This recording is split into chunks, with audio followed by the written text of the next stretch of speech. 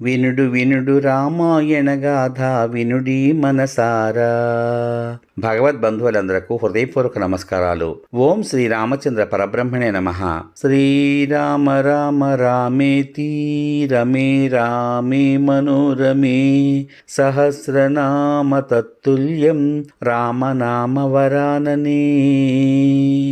శ్రీ వాల్మీకి రామాయణం బాలకాండం 25వ సర్గ ఎందలి 1వ శ్లోకం నుండి 21వ శ్లోకం వరకు గల అన్ని శ్లోకముల యొక్క వచన భావసారాన్ని తాటకను సంహరింపమని విశ్వామిత్రుడు మరల చెప్పుట అనే కథగా విందాం.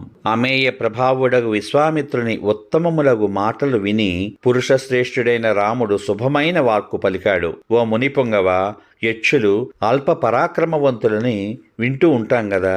ఈ అబలకు నాగసహస్ర బలం అంటే 1000 ఏనుగుల బలం ఎలా వచ్చింది అని అడిగాడు. విశ్వామిత్రుడు ఈ విధంగా చెప్పాడు. రామ, ఆ అబల ఏ కారణం చేత అంత గొప్ప బలం పొందిందో విను. ఆమె వరదానము వలన లభించిన వీర్యమును బలమును ధరిస్తున్నది. పూర్వము సుకేతువు అనే పరాక్రమవంతుడైన ఒక గొప్ప యక్షుడు ఉండేవాడు. సంతానం లేకపోవడం చేత అతడు సదాచారవంతుడై గొప్ప తపస్సు చేశాడు.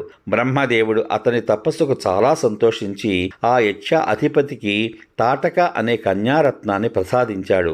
బ్రహ్మదేవుడు ఆ తాటకకు 1000 ఏనుగుల బలం ఇచ్చాడు, కానీ ఆ సుకేతునకు పుత్రుని మాత్రం ఇవ్వలేదు. సహస్ర నాగబలంతో జనించిన ఆ తాటక పెరిగి రూప యవ్వనాలతో ప్రకాశిస్తూ ఉండేది. సుకేతువు ఆమెను గర్గుని పుత్రుడైన సుందునకు ఇచ్చి వివాహం చేశాడు. కొంతకాలానికి ఆ తాటక మారీచుడు అనే మహాబలవంతుడైన కుమారుని కంది. అతడు శాపవశం చేత రాక్షసుడయ్యాడు. అగస్త్యుడు సుందుని శపించి చంపగా తాటకయు మారీచుడును ఆ ఋషిశ్రేష్ఠుని ఎదిరించడానికే ప్రయత్నించారు. ఆమె గర్జిస్తూ అగస్త్యుని భక్షించడానికే వెళ్ళింది. భగవంతుడైన అగస్త్యుడు చాలా కోపించి, నీవు ఈ రూపాన్ని విడిచి భయంకరమైన ముఖం కలదానివై మనుష్యులను భక్షిస్తూ మహాయక్షునివి అగుదువుగాక, నీకు అతి భయంకరమైన రూపం కలుగుగాక అని శపించాడు. మారీచుని నీవు రాక్షసుడవు అగుదువుగాక అని శపించాడు. ఆ శాపం చేత తాటకకు కోపం కలిగింది. అత్యధికమైన కోపంతో ఈమె పూర్వము అగస్త్యుడు సంచరించిన ఈ దేశాన్ని నశింపచేస్తున్నది. రామ, దుర్మార్గురాలు, క్రూరురాలు, దుష్ట పరాక్రమవంతురాలు అయిన ఈ యక్షిణిని గోబ్రాహ్మణుల హితం కొరకే సంహరించు. నీవు తప్ప ఈ 3 లోకాల్లో మరెవ్వడూ శాపగ్రస్తురాలైన ఈమెను చంపడానికి సమర్థుడు కాదు. ఓ నరశ్రేష్ఠుడా, స్త్రీని వధించుట అని సంకోచింపకు. రాకుమారుడు చాతుర్వర్ణ్యముల వారి హితము కొరకై ఏ పని అయినా చెయ్యాలి. ధర్మాత్ముడైన రాజు ప్రజారక్షణ కొరకై ఉపయోగించే కార్యము క్రూరమైనా కాకపోయినా పాపమైన దోషములతో కూడినదైనా చేయవలసిందే. ఇది రాజ్యపాలన భారము వహించువారు పాటించవలసిన అతి ప్రాచీన ధర్మం. ధర్మ విరుద్ధమైన ప్రవర్తన గల ఈమెని సంహరించు. ఈమె యందు ధర్మం అనేదే లేదు కదా. పూర్వము విరోచనుని కుమార్తె అయిన మంధర భూమిని చంపగోరినప్పుడు దేవేంద్రుడు ఆమెను చంపెను అని వింటున్నాం కదా. పూర్వము విష్ణువు కూడా లోక కళ్యాణం కొరకు స్త్రీవధ చేశాడు కదా.